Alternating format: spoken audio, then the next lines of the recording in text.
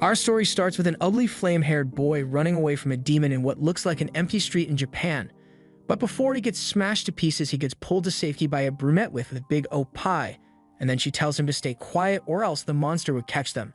Just then, a little magical creature bursts out from her pie area, and he clearly got a little startled after seeing it, so the girl teases him a bit for it. In response, he blushes a bit and says that he's not scared and even would have kicked their butts if he wasn't so injured. Our protagonist goes by the name Nahira Takaru, and at this point, the girl believes that he's a really strong guy. She looks back and asks him whether he would come and save her whenever she is in danger. After Takaru agrees, she walks off, and that's when it hits him. He really likes her. He can't let an opportunity like this just slip away. Our boy then draws her back by the hand and has a red blush on his face as he confesses to her that she's his crush. At that moment, he pops back into reality. Turns out that was just one of his dream fantasies.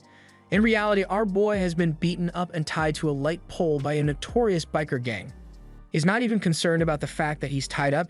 He rather expresses frustration that this is the 1,999th time that he's had dreams of that beautiful girl, but he's never had the chance to kiss her. The bullies roast him, saying that he's so lonely that the only way he can fall in love is in his dreams. Takaru kicks the guy in the face and tells them all that his crush is real and isn't just part of his dreams. Another member of the gang gets pissed off by this. He tells the protagonist to just admit defeat and apologize. At the same time, he swings a bat at his head, but he dodges it and even manages to counter by giving him a headbutt to the jaw.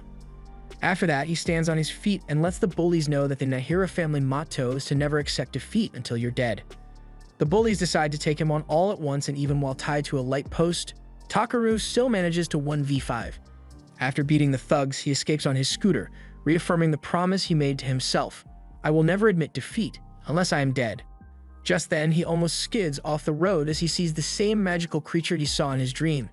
He blindly decides to chase it at high speed, but then he looks up and sees he's about to have a meeting with Truck-kun, so he jumps out of the way, grabs the magic creature, and falls off the ledge and plummets. He wakes up in a warm hut and is immediately greeted by the same girl he's been seeing in his dreams. This is the 2000th time he's seeing her, so he just smiles as he stares at her, knowing that it can't be a dream this time. Takaru stands up and tries to remind her that he's the guy who saved her last time, but judging by her body language, it doesn't look like she knows what he's talking about. She starts to get a little creeped out, so she backs away for a bit. Then the same magic creature drops in from out of nowhere onto Takaru's head. This makes him lose balance and land face first into the girl's pie. Some girls watching from a distance find this to be quite entertaining. They ask their friend Sai what he thinks about it, and he finds it quite amusing as well. He uses a system manipulator on his wrist to activate a net that captures Takaru, after which he walks out saying this was a really entertaining show, but now it's time to get rid of that fool. Takaru starts to rage after getting called a fool by Sei, but his mystery crush just tells him to shut up and then slaps him across the face. He gets thrown out of the royal palace and is now in the city with the other civilians. He asks around for a convenience store, and after he finally finds one, he immediately gets kicked for being too broke. As he lays in the alleyway, he asks a random man where they are right now. The man replies with the name of a place he has never heard before. He asks him to explain it in terms of Tokyo, but the guy has no idea where or what Tokyo even is. He tells Takaru that he's in a place known as Denji Heian-kyo. After that encounter, Takaru steps into town and starts to wonder whether he might have traveled back in time, but he doubts that because this place certainly doesn't feel like ancient Tokyo to him. Just then, an emergency signal goes off. Several magic seals appear in the middle of the sky. The civilians then hear a loud voice that there would be a black mist outbreak in the next 60 seconds. It's set to span 200 meters from the surrounding area, so it advises anyone within that range to make their way quickly to an evacuation gate. Just as announced, black mist starts to fill the entire area. Takaru and some other civilians weren't able to make it in time, so they're now stuck inside and are held in by a barrier. He looks back and spots a little girl that's about to get eaten by the mist, so he rushes back to her and uses his body to shield her while they both get consumed by the mist. The next place Takaru finds himself is a creepy neon street. What's even creepier is the girl he was trying to save has somehow been petrified. He looks around and sees that it's not just her. Everyone around him has turned to stone. Some sort of robot monster comes out of nowhere and starts to smash the petrified people. Takaru gets really triggered by this, so he calls it out and tells it to stop. The monster now faces his direction and fires a proton beam blast straight at him. Takaru sees the attack coming easily, but he makes no move to dodge. He's decided not to run. He wants to test a new theory. After receiving the attack, him still being alive only proved his theory right. He has somehow ended up with a body that simply can't die. Before he knows it, the monster lunges at him again. There's literally no way for Takaru to block or dodge. All he can do is stare and see what happens next. But before the collision, another robot comes out of nowhere and pushes the other one out of the way. The people inside the robot see Takaru and wonder how he's inside the mist and still not petrified. They use their microphone and tell him to stay where he is. They will do their best to fight the monster. Takaru hears this and tells them to not worry about that. He's going to kick that thing's ass. He has to win this one or else he'll just feel like a loser. The monster roars, implying that it's still up for battle. The people inside the robot's suit tell Takaru to get behind them and they plan on taking the monster down with a single blow. The monster throws one of its projectile attacks at them, but they use their power of 5 thunders and launch an even heavier attack that overpowers the robot's blast and defeats it all in one attack. Now it's defeated, the dark mist starts to clear up. Meanwhile, the girl at HQ does some background checks on Takaru and discovers that this is the same guy that was on stage. Later that day, Takaru sits on his own reminiscing what he just went through. That's when Atsunaga and Yura walk up to him and ask him how he's doing. Just hearing their voices, Takaru recognizes them instantly. They were the ones piloting the robot. Takaru tells them both to stay out of his way because he believes he would have been able to take the robot monster on all by himself. Yura disagrees with that and things start to get a little heated between them both. Atsunaga separates them both and commends Takaru, saying it's really impressive that he was able to stay around in the mist, but there's no chance he would have been able to defeat that monster because he's not an onmyoji. Takaru is already furious and about to leave, but just before he does, he spots the little girl he tried to save in the mist. Seeing that she's okay brings a bright smile to his face. On his way back home, he runs into his crush. She scolds him for making a mess for her earlier. Important people like the Emperor's chief advisor have come to watch her, but he just came out of nowhere and ruined it for her. Takaru wasn't aware of that, so he genuinely apologizes. She notices that Takaru is somewhat injured, so she invites him over to her place for some food and a fresh change of clothes. While devouring her delicious food, he spent a lot of that evening telling them how he got here, and based on what she heard, his crush says it's very likely that he came here from another world. She came to that conclusion because she has never heard of anyone who can move around freely in black mist. Her dad starts to wonder whether this means he's some sort of Oni, but Takaru assures them that he's human. Takaru doesn't even know what those Oni monsters are, so the old man decides to give him a quick recap of what goes on in this world. The Oni are considered to be mankind's worst enemy from another world, and the black mist is the phenomenon that occurs when the Oni world intrudes into their world. Takaru hears this and realizes that this world is really dangerous.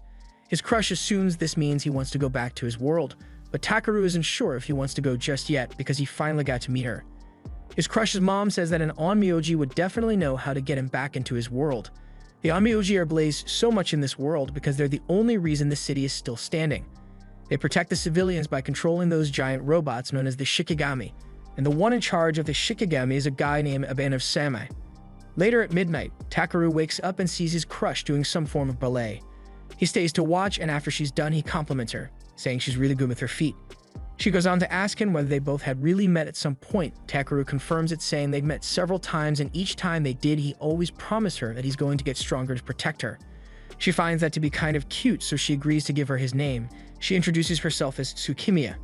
Then the next day in village, Takaru is just passing by when he sees a crowd gathered in front of him, so he goes there to check it out. He sees Tsukimiya kneeling before the chief advisor's messenger. He's scolding her because of how Takaru came out of nowhere and interrupted the show. Now the chief advisor is really pissed off because it showed disrespect to the Centennial Pandemonium ritual. As she gets yelled at, she does nothing but look down in shame. The messenger walks off, telling her that the advisor wants her to come to the Imperial Palace and apologize in person. Before the messenger leaves, Takaru walks over to him and says that Suki shouldn't be the one to blame for him barging in. The next thing that happens is him getting put into a magic restraint cage by Sei, the guy he met earlier. Then he and the advisor walk out while Takaru remains there on the floor. On getting into the car, Sei's friend senses that the black mist is about to come. The whole village is thrown into chaos. They have just 20 seconds to get out of the range. Luckily, their car is able to make it in time, but unfortunately, Tsuki's car got trapped. Takaru sees that Tsuki is in danger from the black mist, so he rushes in without a plan. He's determined to keep his promise to always protect her, no matter the cost. Takaru gets in and sees the onmyoji fighting the demon. He doesn't want to get distracted. He's here to save Tsuki. The onmyoji team seems to be struggling a bit against this demon. It has a couple of tricks up its sleeve that it uses to deal a very devastating blow against the onmyoji robot. Kazura watches from her headquarters and sees that the robot has taken a lot of damage. It can't go for much longer. Just as all hope seems to be lost, Takaru jumps into the air and hits the monster with a stick. As he falls back, he starts to feel energy filling inside him. He might actually pull this off. But the monster stops him in his tracks by simply grabbing him, squeezing his body and throwing him to the side. All Takaru is left with now is numerous broken bones and a faint heartbeat. But this is where something strange happens. His finger bone somehow fixes itself. Sei sees that and is in utter disbelief. Takaru's bones have somehow fixed themselves, so he's now back on his feet, determined to defeat this monster even if it means sacrificing himself in the process. The monster throws a blast at him, Takaru attacks it head-on, and as his body connects, he instantly transforms into an onmyoji and has his own cool robot suit.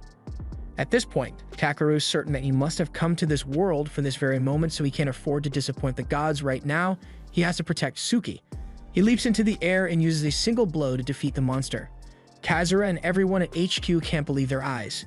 Sei just smirks. Takaru seems to have piqued his interest.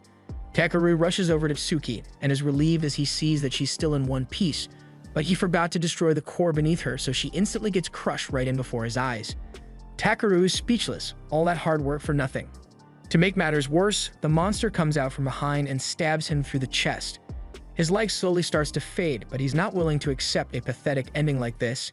In the next scene, he wakes up in the exact same situation as when he first came, inside the hut with Suki. This was the end of episode 1. Subscribe to not miss the next part.